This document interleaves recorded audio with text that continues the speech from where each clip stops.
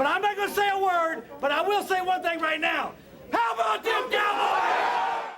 Ah, yes, those were the days we thought they'd never end. 30 years ago, Jimmy Johnson leads the Cowboys to a Super Bowl 27 win in Pasadena, California, the first of 2 straight world championships before it all ended so abruptly for the tandem of Jimmy and Jerry with a nasty divorce in the spring of 1994. Now, some 3 decades later, at the age of 79, Jimmy has decided to tell some of the untold stories of his coaching career and his personal life. His new book, Swagger, is available starting Tuesday. And tonight we take a trip down Cowboys memory lane with the Pro Football Hall of Famer who's still not in the Cowboys Ring of Honor. Swagger. I love the name of the book. In fact, Terry Bradshaw says Jimmy Johnson personifies swagger. Would you say that that's right? I think that's pretty close. Your team's played with swagger, whether it's going back to Miami with the Cowboys, you name it. You had players with swagger. I think it all started at University of Miami, and we were always very disciplined teams. I kind of say it's more of confidence than anything else.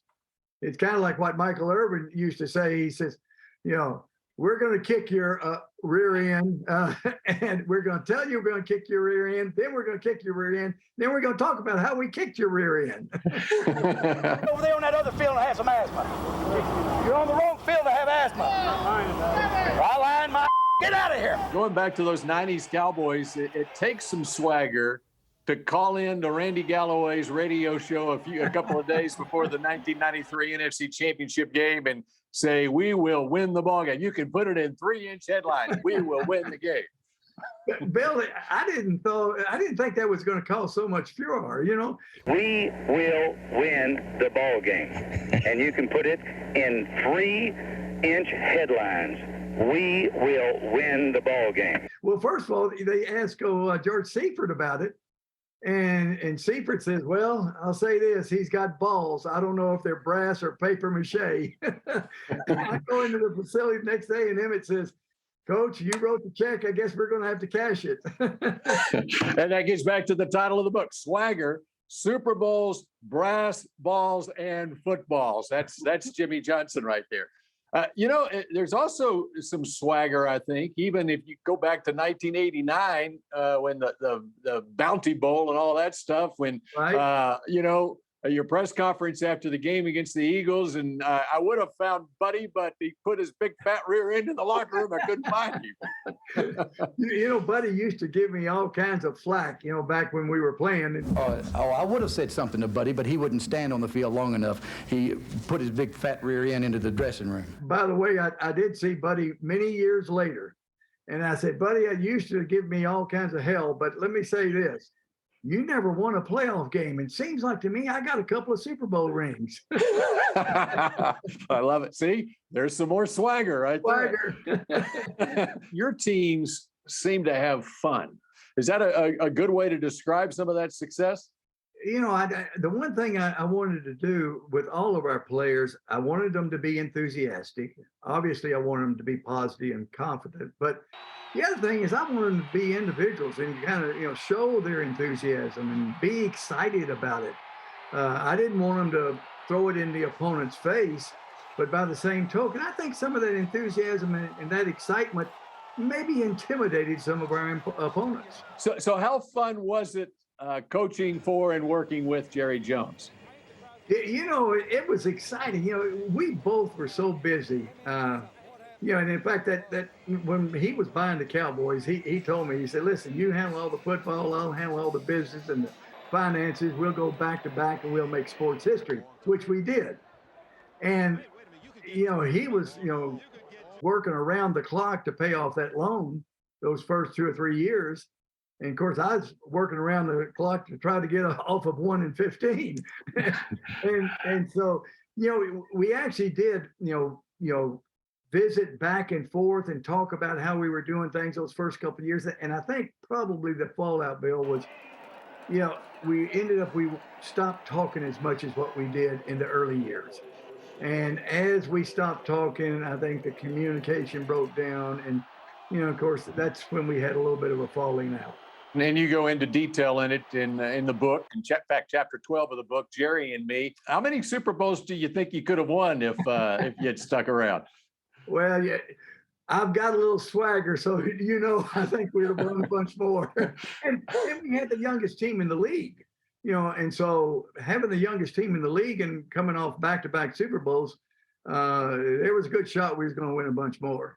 The falling out period, the divorce period there, which was March of 1994. We have not met, and I've got nothing to say. I mean, I look back at that, we didn't know what was going to happen next from day to day. I remember the day leading up to the final press conference. I mean, there were reporters that were lined up in the hallways. You were in your office. Jerry was in his office. Jerry, can you confirm that he's still the head coach of the team? When you look back at that, what are your thoughts here now, nearly 30 years later? Jimmy, has anything been settled? Oh, yeah. It had built up over the 2 years or so prior to the breakup that we were butting heads. We actually even talked about, hey, let's try it for one more year. And then we can go our different ways. But it ended up, bad, maybe for the team, because I know Michael Irvin, he went bananas. All y'all, stay your asses out. Locker room off limits. Locker room off limits. I'm claiming them off limits. Everybody out. Jimmy, how much are you going to miss the Cowboys? I mean, now, is it sunk in yet? Oh, yeah, I'm going to miss one. Michael Irvin just left my office. I was going to say. Michael's going to be fine. How about you, Jimmy? Oh, I'll be fine.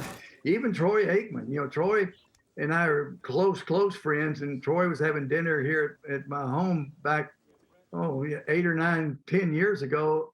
And I could see he was still upset about it, even after that long a period of time. But it's just something that, had to happen because, like I said, we were butting heads. You say in the book, you love Jerry Jones, but there were some things you hated too, right? I said right off when you started the chapter, I said, people don't understand our relationship because I don't understand our relationship.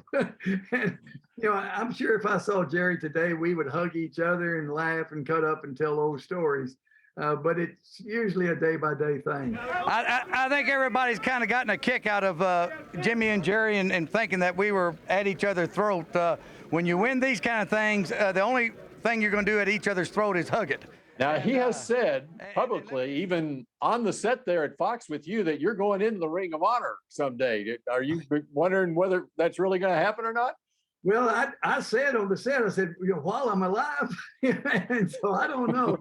I mean, obviously, I'd be very honored, to go into the Ring of Honor, but that's Jerry's decision when and if he decides to do it. It's not something that I spend a lot of time thinking about, but again, I'd be honored to go into the Ring of Honor. Love talking with Jimmy. There's much more with Jimmy that we'll have for you next Sunday night here on Time Out, including the moment that changed his life and what he calls his ultimate victory, saving his son from the throes of severe alcoholism. Jimmy's book, Swagger, is out on Tuesday.